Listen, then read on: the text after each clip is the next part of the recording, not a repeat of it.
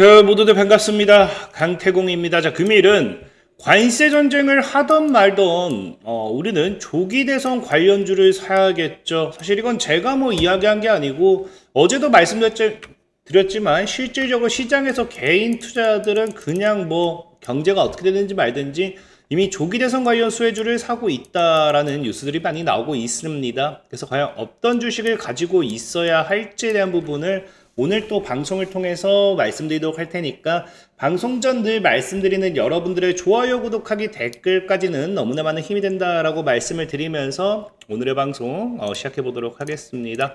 자, 일단은 뉴욕 증시를 먼저 보고 가도록 하겠습니다. 자, 뉴욕 증시 같은 경우는 나스닥 같은 경우는 어제 플러스 마감을 해줬습니다.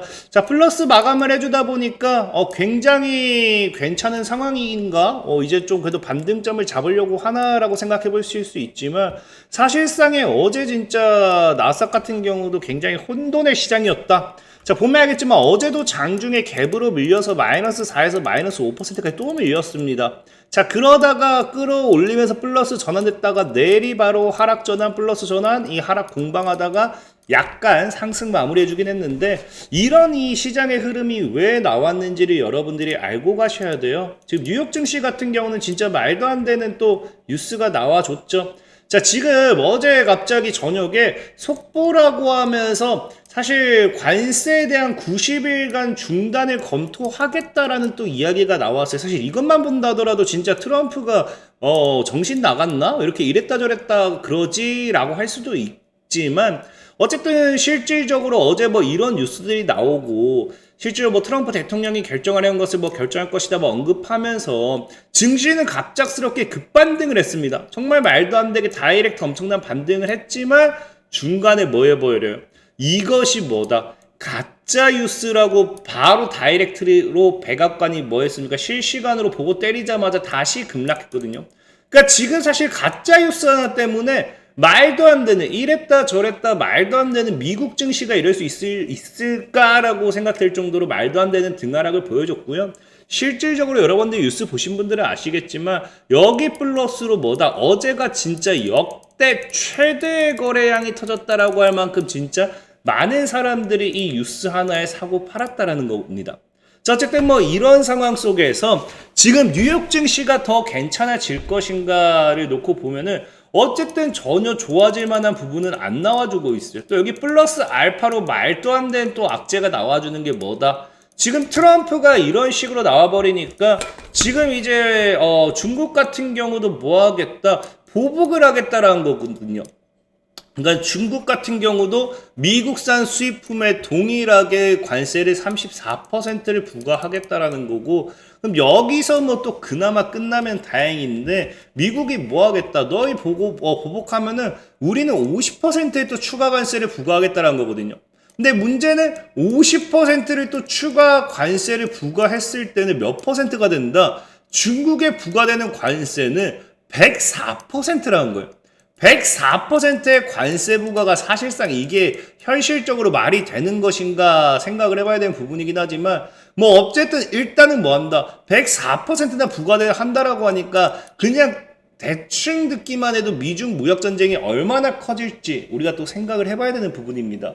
그나마 여기서 중국이 좀 정말로 말도 안 되는 관세다. 트럼프가 원한 것처럼 관세로 찍어 누르면서 관세를 협상 카드로 쓰는 만큼 많은 나라들이 깨갱거리고 살려주세요 하면서 발밑에 기기 시작한다라고 하면은 그래 너는 봐줄게 하면서 관세를 좀 낮추는 그런 모션이 나와줄 수도 있겠지만 지금 중국 같은 경우는 뭐 한다고 했어요? 뭐 한다고요? 이렇게 밑으로 기는 게 아니라 우린 뭐 한다? 중국은 절대로 받아들일 수 없다. 미국이 고집대로 한다면 중국은 반드시 끝까지 맞설 것이다 라고 하면서 이 미중 무역 전쟁이 앞으로도 굉장히 심화가 될 것을 또 이야기하고 있죠. 근데 중요한 거는 여러분들도 알다시피 과거 트럼프 대통령 1기 정권 때도 미중 무역 전쟁이 있었습니다. 그래서 그 당시에도 기억이 나시겠지만 이 당시에 미중 무역 전쟁이 시작이 되면서 사실상에 미국은 지속적으로 상승세를 타는데 우리나라만 뭐예요? 무역 전쟁이라는 말도 안 되는 리스크를 가지고 사실 3년 내리 증시 하방으로 밀었거든요. 특히나 이 당시에는 증시 하방으로 밀다가 쐐기까지 박은 게 이제 여러분들이 잘 아는 뭐였다? 코로나 여파였죠. 그래서 정말 말도 안 되는 하락세가 나와줬는데 지금 시장도 뭐한다? 미중 무역 전쟁이 또 다시 한번 확대가 된다라고 하면은 다시 하방으로 밀 수도 있지 않나라는 부분을 우리가 또 생각을 해봐야 된다는 거예요. 그러니까 굉장히 사실은 뭐예요? 지금 리스크가 존재한다라는 걸 여러분들이 좀 이해하시면 좋을 것 같고요. 자, 그러다 보니까 지금 코스피의 흐름을 봤을 때도 당장에 뭐다 좋은 모습은 나와주고 있지 않아요. 보다시피 갭으로 밀려 버렸고요. 지금 내리 외국인들이 매도만 하고 있는 상황. 오늘은 특히나 기관까지 매도세를 더했기 때문에 긍정적인 모습은 아닙니다. 자, 그럼에도 사실 재밌는 게 뭐라고 했어요? 우리나라 개인들은 얼마나 돈이 많은지 지금 뭐 하고 있다? 돈을 계속 쓸어 담는다 했죠. 그래서 이 개인들이 뭘 산다를 보면 왜 제가 정책주를 봐야 되느냐, 왜 조기 대선을 봐야 되느냐를 놓고 본다라고 하면은 사실상 개인들이 사는 건 뭐예요? 오늘도 상한가 간 종목들 보면 알겠지만 조기 대선 확정에 따른 정책주 관련되어 있는 반사익 수혜주들입니다. 그러니까 개인들은 이제 경기가 깨박살 나든지 말든지 뭐 트럼프가 관세를 부과를 하든지 말든지 조기 대선이라는 건 6월 3일에 이미 정해진 일정이고 이 일정에 따른 반사익 수혜주로 굉장히 많이 급등하기 때문에 그 관련 수혜주를 사자라는 거거든요. 그렇기 때문에 사실 시장에서는 지금 뭐 할 수밖에 없다? 조기 대선 관련 수혜주가 움직이는 거고 왜 인맥주가 아닌 정책주를 봐야 되는지는 제가 어제도 설명을 드렸어요. 그럼 우리가 보통은 지금 뭐 하겠어요? 여당과 야당을 놓고 지금 여기 관련되어 있는 이 각 인물을 수혜주를 찾아야겠죠. 근데 야당 같은 경우는 여러분들도 알다시피 지금 이제 이재명 대표가 압도적입니다. 이거는 뭐 이재명 대표가 지금 무조건적으로 나온다고 봐야 돼요. 그래서 야당 같은 경우는 이재명 대표를 보는 게 좋고 여당 같은 경우는 아직 경선이 뭐 어떻게 결과가 나온 것도 아니기 때문에 지금 아직 누구 확정적으로 누구다 할 수가 없어요. 사실 뭐 야당 같은 경우도 경선을 제대로 치르진 않았지만 야당은 지금 분위기상 누가 봐도 이재명 대표다라고 볼 수 있기 때문에 이재명 대표 관련 수주가 가는 거고 그래서 이재명 대표 관련해 가지고는 이제 인맥주보다 정책주를 본다라고 하면은 사실 이재명 대표의 과거 이 공약을 본다라고 봤을 때 과거 이제 21년도 대통령 선거 슬로건이 뭐다? 뭐 이런 경제적인 기본권 보장, 뭐 공정성장, 뭐 복지국가, 그 다음에 뭐 불안하지 않은 나라, 일괄 돌봄에 걱정 없는 사회, 청년이 먹고 살기 좋은 사회. 그래서 이게 이 당시에 이재명 대표가 밀었던 게 뭐예요?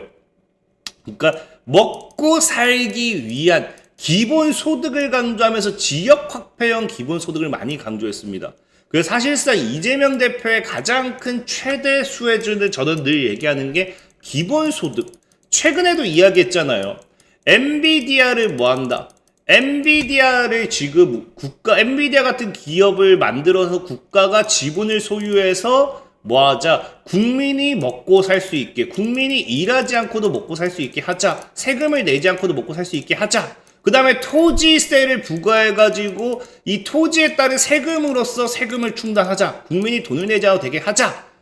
이렇게 이야기하자. 그러니까 이재명 대표는 이 가장 큰 정책은 늘 말하지만 기본소득과 지역화폐형, 기본소득입니다. 그리고 이 당시의 기본소득을 어떻게 하겠다? 지역화폐형 기본소득을 하겠다라는 이 이야기를 했기 때문에 사실 거기 관련되어 있는 가장 큰 수혜주는 저는 코나아이라고 생각을 해요. 그래서 최근에 코나아이 같은 경우도 보면은 역대급 거래량 터졌습니다, 이미. 그래서 코나아이가 지금 전고점 돌파하면서 신고가 52주 신고가가 나왔거든요. 그래서 지금 아마 정말로 이재명 대표가 또 이제 계속해서 기본소득, 지역화폐 이런 걸 강조한다라고 하면은 6월 3일까지 지속적으로 지금 적어도 한 1개월은 더 올라가야 돼요. 1, 2개월. 그럼 그 5월달, 4, 5월만 핫한다 하더라도 코나이 같은 경우도 정말 강력한 상방 랠리를 잡을 확률이 높다 보고 있고요. 그리고 이제 국민의힘, 여당 같은 경우 사실 지금 문제가 뭐냐고 하면은 여당은 표가 너무 많이 갈렸어요. 그러니까 지금 여기 안 나와 있는, 그러니까 지금 이게 뭐 차기 대선 후보 적합도라고 하지만 여기 안 나와 있는 게 이제 안철수 의원도 있을 거고, 이제 이런 원희룡 의원도 있을 거고, 나경원 의원도 있을 거고 지금 인물이 너무 많아요. 그러니까 여당 같은 경우 사실상 몇 명이다? 거의 10명이 넘는다거든요. 그러니까 10명은 사실 10명이 넘기 때문에 이 10명에 대한 모든 우리가 정책을 보기는 어렵다라는 겁니다. 여기서 확실시해서 한번 봐야겠죠. 그래서 봤을 때가 지금 뭐다? 지금 압도적인 지지율을 가지고 있는 게 이제 전이죠. 오늘 사퇴했나요? 어제 사퇴했다고 해서 전 노동부 장관의 김문수 이제 장관과 함께 이제 홍준표 이제 대구시장까지 해가지고 지금 뭐 하고 있다?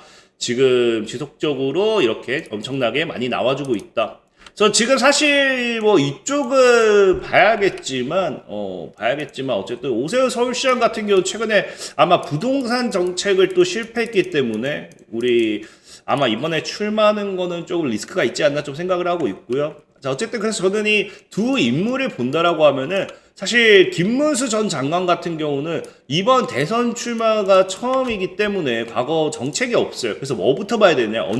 언제로 돌아가야 되느냐? 과거 도지사 시절에 이제 김문수 관련해가지고 과연 어떤 정책들이 나왔냐 봤을 때 뭐가 크다? 가장 큰 위협은 저출산이다.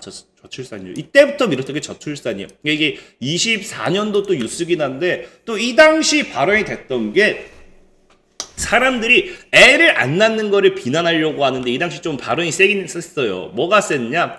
자, 저출산 위기와 관련해서 애를 낳아야 되는데 사람들이 애를 안 낳고 뭐 한다? 개만 안고 다닌다라고 하면서 어쨌든 이게 좀 표현이 과격하긴 했지만 저출산에 대한 문제를 직접적으로 언급했던 사례긴 합니다. 그러다 보니까 아마 이번에도 정말로 저출산을 또 강조하지 않을까 좀 생각을 해보고 있고요.